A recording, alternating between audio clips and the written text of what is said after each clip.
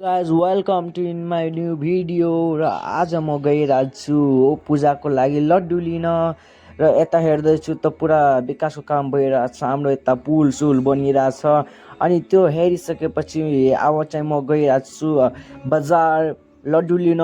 अनि बजारमा हेर्न आउने छु गाइज। फाइनली गाइज म चाहिँ बजार पुगिसकेको छु।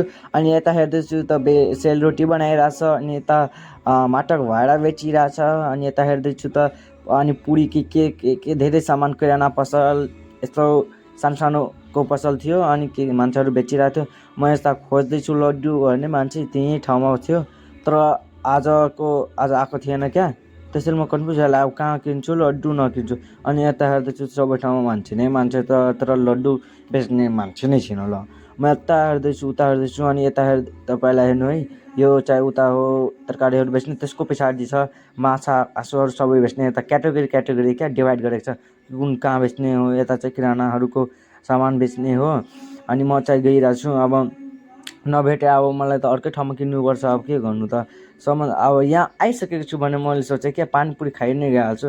अनि त्यसैले मैले यो आन्टीलाई भनिदिएको कि पानीपुरी बनाइदिनु। त्यसैको लागि सबभन्दा पहिला हाम्रो पानी आइसकेको छ अब। अनि अब चाहिँ पुरी आइरहेको छ। अब चाहिँ पुरी खानुपर्छ गाइस।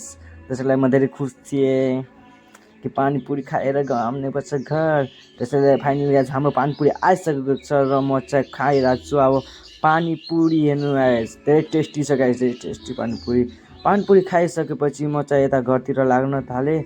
तर के गर्नु गाइस, नभेटेपछि त मलाई जानु पर्यो। त्यसैले म यता किराना पसलमा सानो छ पसल, त्यही लड्डु बनाउँछ भने त्यहाँ आइसकेको छु लड्डु लिन। अनि यहाँ लड्डु लिइसकेपछि म जान्छु घर। अनि प्याकस्याक गराइसकेपछि म घर पुगिसकेको छु। अनि यो ब्लग चाहिँ म यहीँ फिनिस गर्छु। राम्रो लाग्यो भने तपाईँहरू प्लिज सब्सक्राइब गरिदिनु होला। अझै न्यू भिडियो चाहनुहुन्छ भने मेरो च्यानललाई सब्सक्राइब गरिदिनु होला। तपाईँको लागि बाई बाई गाइज।